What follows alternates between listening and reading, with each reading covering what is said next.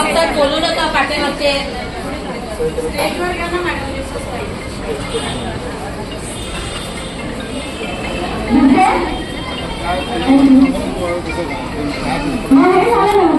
त्यांनी आन्सर केल्यानंतर आपण काय करायचंय बोर्डवर लिहायचंय आणि तेच वर्ड आपल्याला रिपीट करावं लागणार.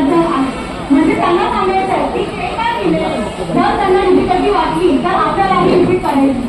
मग ही ऍक्टिव्हिटी करताना काय होतं त्यांची वोकॅब्युलरी बिल्डिंग होते, सेंटेन्स बिल्डिंग होते आणि त्यांचं ते प्रिव्हियस नॉलेज म्हणजे हे टीचर त्यांनी बघितले असेल.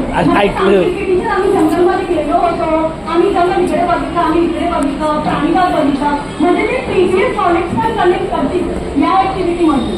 म्हणजे लर्निंग आउटकम ही होणार, वोकॅब्युलरी बिल्डिंग होणार आणि सेंटेन्स बिल्डिंगच होणार. थँक्यू. त्याच्यामध्ये त्यांचं कम्युनिकेशन स्किल पण काढायला मदत होईल.